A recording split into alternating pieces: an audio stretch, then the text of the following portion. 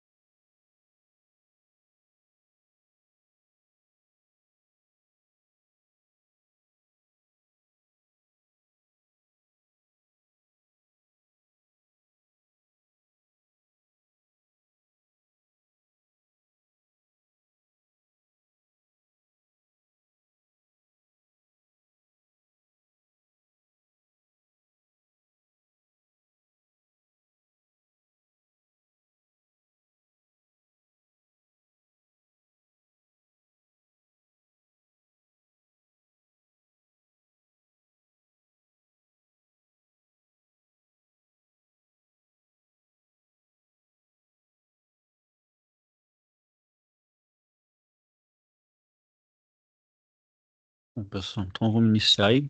Bom dia então a todos.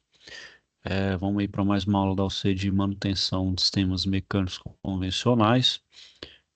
Vou falar sobre eixos, né? Mais alguns elementos de máquina. Então é eixo, árvore e guia, né?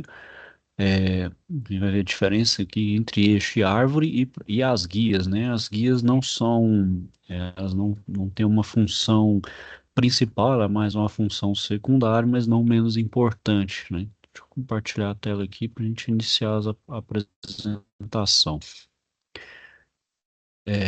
Bom, então vamos lá.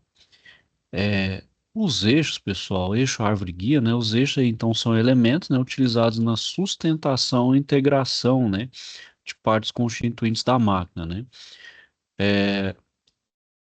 A gente vai ver aí que tem uma diferença, né, entre eixo e árvore, né? E ao redor dos eixos, né, e as árvores são montados, então, outros elementos de máquinas que vão se integrar e realizar as funções. E as guias, né, pessoal, também são elementos de máquinas e a função dela é direcionar o movimento retilíneo realizado por outros elementos, né?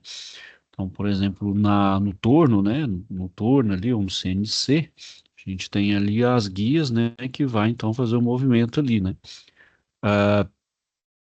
Já, por exemplo, o trilho de um trem funciona como uma espécie de guia também, porque ele vai fazer o direcionamento da locomotiva, né? Então ele também faz uma função de guia. Bom, qual que é a aplicação então dos eixos e das árvores, né? Então o eixo, ele é parte de uma máquina, equipamento igual um ou mais elementos de máquinas giram, né? Então o eixo ele não transmite movimento, mas o que está acoplado no eixo vai transmitir esse movimento. Pode ser uma engrenagem ou uma polia, né? Uma polia com uma correia, vai transmitir esse movimento. Mas o eixo em si ele não transmite movimento, ele sustenta esses elementos que estão acoplados a ele, né? Ele faz o giro, né? A rotação, né? Mas porém ele não transmite o movimento. Já o eixo árvore, né, ou a árvore em si, ele é um eixo móvel. Então, ele sustenta e integra os elementos de máquina, né, então ele também gira, assim como o eixo, e também transmite movimento, né, força e movimento. Então, ele ali por si só, ele gera esse movimento. Então, ele pode correr em conjunto quando realizado por elementos montados sobre o mesmo, ou pode ser independente, né? Então, por exemplo, aquele o eixo ali vira brequim, né, que recebe a força ali, que recebe a energia da combustão do motor.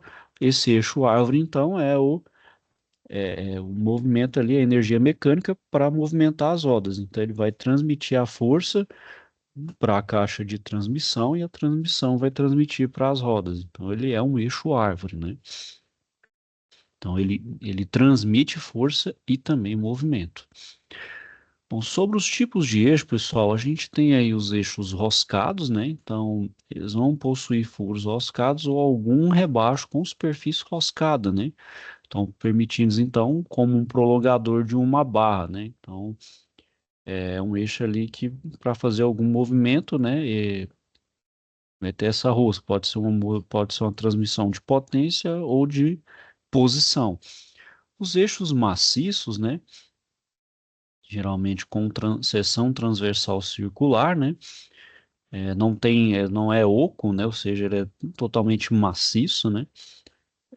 Então, para ajuste dos elementos que são fixados sobre eles, tem apoios ou degraus, nesse caso aqui. No caso, tem uma engrenagem aqui, ou essas estrias, né? Que serve para fazer um encaixe ali para um outro elemento ou para um outro conjunto, né? Para fazer uma transmissão de movimento. Aí tem essas estrias para fazer um devido engrenamento, né?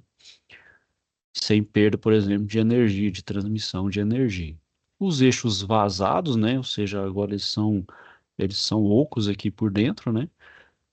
Então eles são mais leves. Por exemplo, aqui da bicicleta, né? Então coloco um outro eixo aqui, ele é vazado, né? Então aqui vai para a roda, né? E aqui é ligado na estrutura da bicicleta. A gente tem os cônicos, né? Então, por terem formato cônico, então eles têm que ser utilizados com componentes que possuem furos cônicos, né? A conicidade, pessoal, também ela é proposital para ter um melhor encaixe, um melhor aproveitamento ali do encaixe para melhor transmissão de movimento, a depender, né? As ranhuradas, né? Então, elas possuem ranhuras, essas ranhuras longitudinais, que permitem o acoplamento que serão montados sobre elas, né? Então, esse tipo de estria aqui é para transmitir, então, grandes forças. Então, geralmente, caminhões, máquinas que precisam de muito torque, muita força, geralmente tem essas estrias aqui, né? Porque já que são máquinas que exigem muito esforço, né? Muito torque, muito movimento, muita força, então precisa dessas estrias para poder ter o máximo de aproveitamento dessa transmissão de força. Essas também, agora passando para os tipos de árvore, né, pessoal? Então são os eixos aí que também transmitem movimento, né? Elas vão ter esses entalhes triangulares que vai garantir então uma boa concentricidade, né? Então quase uma rosca de parafuso, só que ela na longitudinal, né? Também parecido com as árvores ranhuradas, também sempre para ter um melhor aproveitamento de movimento. As flexíveis, né? Então é formado por uma série de cabos enrolados, né? Alternadamente sentidos opostos, protegidos por um tubo flexível. Então vão ser utilizados para transmitir pequenas forças e altas velocidades de rotação em ferramentas ou equipamentos portáteis. Por exemplo, né, muito utilizado aí em carros e motos é o cabo de velocímetro para medir a velocidade. Então ele pega ali o giro da roda e esse cabo então transmite lá para o velocímetro, onde ele dá então a medida da velocidade que minha roda está. Então a gente tem uma noção de qual velocidade que a gente está através desse tipo de árvore, que ela é flexível, ela consegue ter uma dobra ali, né? Fazer curvas e sem necessidade ali dela perder ali a velocidade de fato. Então, ela consegue medir com precisão. Bom, quais são os danos típicos, pessoal, que tem nas árvores e nos eixos, né?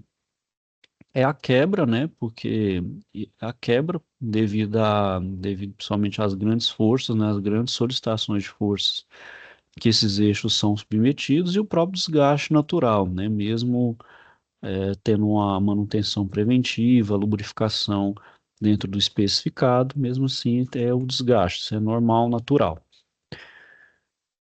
E o que vai dar a quebra do eixo, né, pessoal? Geralmente é utilizar aquela carga, né, acima daquilo que ele suporta, né? Então, se ele é feito ali para aguentar 500 newtons, né, ou 500 quilos, e ficar colocando carga de 600 ou acima, é, o eixo aguenta? Sim, mas sua vida útil vai ser muito reduzida devido a estar utilizando cargas acima do que ele é projetado, do que ele é estipulado, né? E essa carga, então, como eu falei, ela é especificada no projeto, né? E também, né, pessoal, o fator tempo, né, dependendo se for um uso severo, né, desse eixo, né, mesmo em uso severo, a resistência é a reduzir, né, não tem como, né? Isso chama de carga de fadiga, né, forças cíclicas, né? Então, quantos ciclos, né, determinado equipamento ali, né, o eixo ele aguenta pela ciclagem, né? Então, quantas vezes ali ele consegue resistir? Isso é no tempo. Também não tem como, né? Ah, e mesmo assim, né? Então pode quebrar mesmo utilizando cargas, né? Inferiores, que justamente é devido à fadiga, né? Outro problema também, né, pessoal, é pela falta, né, de quebras em árvores e eixos, é a falta, né, ou utilização de lubrificante fora do especificado, né? Que aí gera os desgastes prematuros. Além disso, né, o superaquecimento durante o funcionamento, que também resulta na diminuição da dureza, né, gera atrito, gera calor e a microestrutura do meu material ali tende a fragilizar. Além disso, a gente tem a questão de travamento ou excesso de tensão do elemento que está montado sobre o eixo, que também causa aumento do atrito nos perfis de contato, onde também aumenta a temperatura e desgaste. Bom, sobre o processo de montagem e desmontagem de eixo, pessoal, a primeira coisa que a gente tem que fazer é realizar a limpeza do eixo e dos elementos que são montados sobre ele, retirando qualquer sujeira que possa ocasionar desgaste por abrasão, né, ou atrito, né? Então, primeiro fazer uma limpeza, óbvio, pessoal, qualquer parte mecânica a gente nunca faz a limpeza com água, a gente sempre utiliza um solvente químico. Geralmente um menos agressivo, mas que faça a limpeza. Geralmente utiliza querosene, diesel, mas pode utilizar outros solventes menos agressivos, né? Verificar se a superfície do eixo está livre de rebarbas, né, decorrentes do processo de fabricação, né? Então, aqueles cantos vivos ali, né, que pode gerar corte ou ferir ali, ou até gerar problema na própria peça. Verificar se as dimensões do eixo tá de acordo com as especificações do projeto, né? Então, fazer as medições em toda e qualquer parte do eixo, principalmente utilizando ali um paquímetro, né? Ou outros instrumentos de medição. E pré-lubrificar todas as peças que vão ser montadas no eixo ou na árvore, né? Então, desde os anéis de vedação, tem os anéis de retenção, chaveta, a engrenagem que vai ser encaixada ali tem que ser devidamente pré-lubrificado, para evitar o desgaste, né, no início do funcionamento do conjunto. Outra coisa também, né, pessoal? A gente sabe que algumas montagens vai precisar de dar aquela pancada, então utilizar o martelo correto, né? Principalmente se for aqueles de borracha, que não se deformam, né? A gente sabe que bater um martelo de metal em cima do outro metal, você pode deformar a peça. Então, se for uma peça, geralmente um eixo, ou uma engrenagem, ou um rolamento, se você bater, você pode amassar, você diminui o tempo de vida útil daquela peça, você gera desbalanceamento, né? Esse desbalanceamento, por sua vez, gera vibração, que pode gerar, então, defeitos ali prematuros em todo, né, todo o conjunto ali que está montado, né? Verificar também, né, pessoal, os elementos de fixação, né, qualquer elemento que esteja ali fixo e remover antes de retirar o eixo do conjunto mecânico, retirar tudo que está sobre o eixo mesmo, de fato.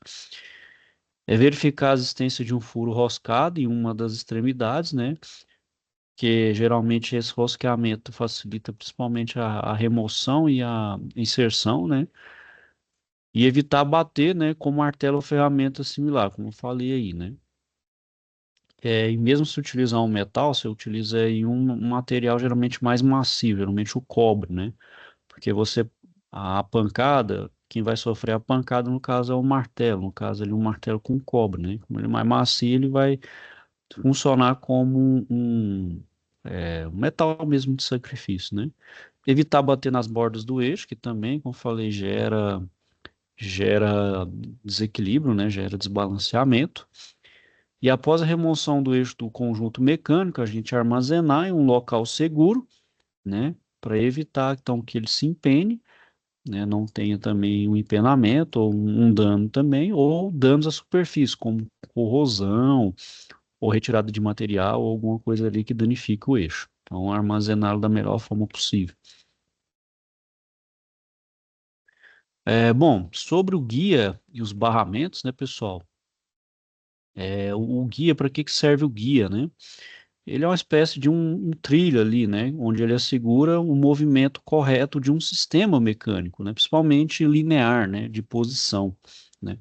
Geralmente ele tem um perfil ali cilíndrico, retangular ou prismático, né, a forma ali da seção transversal, em que os elementos vão deslizar dentro de outras peças com formato semelhante, né. Então vai ter se é um formato ali retangular, vai ter o que passa ali deslizando, vai ter também um formato retangular para fazer o perfeito encaixe e fazer o deslize ali correto, né?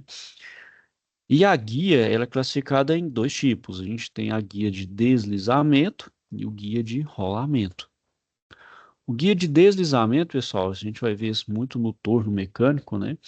Então, ele é realizado através do deslizamento de suas partes constituintes. Então, aqui a gente tem a ranhura, tá vendo? Ele realmente tem um formato aqui em I ou U, né? Dependendo aqui.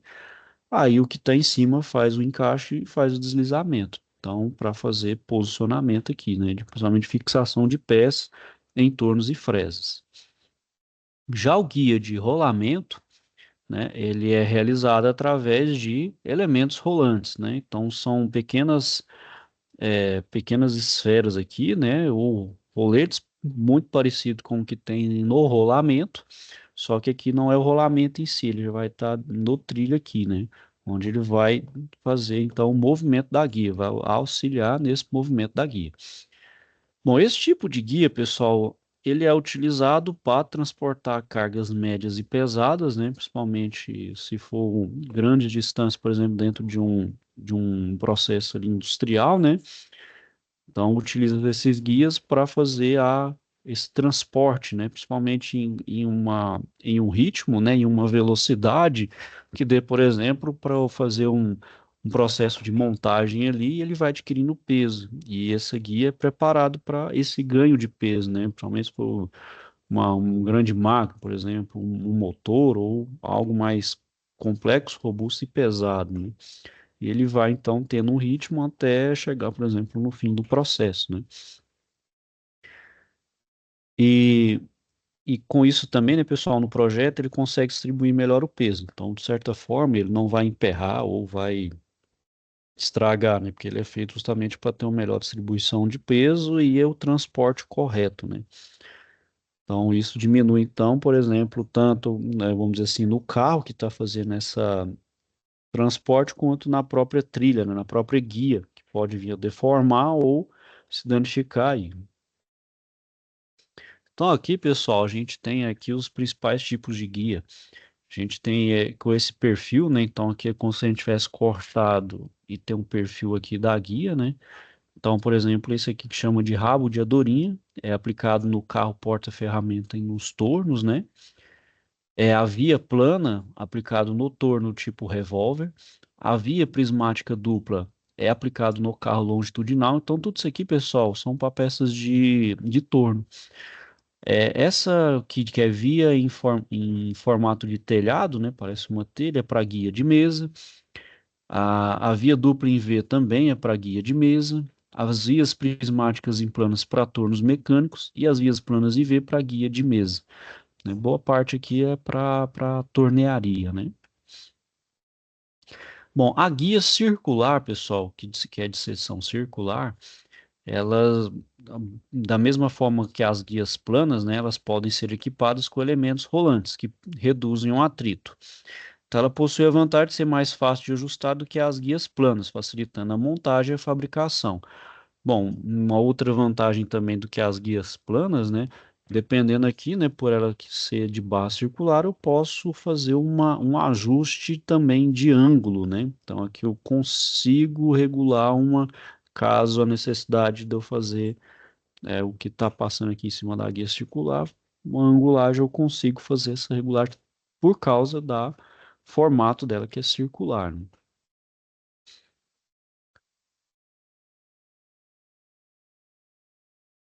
Bom, por isso ela é mais fácil de regular. Nas guias planas, eu preciso ter principalmente a questão de nível, nivelar um pouco mais complicado. Talvez eu tenha que fazer remoção de material, já não é tão trivial, por exemplo, igual a circular, né? Bom, pessoal, sobre os danos típicos que ocorrem nas guias, né? Então, então são as condições de cuidados preventivos, né, dos mesmos durante a utilização, que é os desalinhamentos das guias, né? Então, os desalinhamentos aí ao longo do tempo. Por exemplo, eu vou falar sempre o nome de carro, né? Porque é o que passa ali, o que transporta ali em cima da guia, né? O desalinhamento pode gerar atrito e gerar ali uma, como é que fala? Uma espécie de abrasão, ou seja, vai desgastando tanto o que está no carro quanto está na guia, ou seja, retira material. Então, isso gera, esse desalinhamento gera problemas e os danos, né? Justamente por causa do atrito. Bom, então para manter essas guias em boas condições, pessoal, é sempre fazer a lubrificação e a limpeza. Por exemplo, o torno, né? O torno sempre vai ter o problema, porque no torno ou na fresa, a usinagem, ela é um processo que a gente retira material, que é através do cavaco. E o cavaco, né? Devido ali às condições, ela é aleatória, ela vai se soltando em várias partes do meu torno, principalmente ali, né, em cima da guia. Então, eu preciso, além da lubrificação, eu preciso fazer uma limpeza, sempre retirar esses cavacos, provavelmente na guia, né, para evitar ali que no meu torno tenha algum problema, né? Então, tendo esses problemas, por exemplo, na guia ou em outras partes do torno, vai fazer com que o meu torno perca precisão, né? Principalmente precisão de fabricação, né? Então, torna as peças fora de padrões de padrões de medida, né? Bom, e fazendo isso, pessoal, eu prolongo a vida útil, né? Como as ajustes regulares prevenindo folgas provenientes do uso, limpezas de partículas abrasivas que se depositam sobre as mesas. Então, falei, os cavacos, os pó de fundição, qualquer material ali que é abrasivo, que desgaste a guia é prejudicial. Então, eu preciso fazer uma limpeza, né, dessas partículas abrasivas, né? Bom, pessoal, hoje foi bem rápido aí. Alguém tem, então alguma dúvida aí, questionamento? Tudo certo?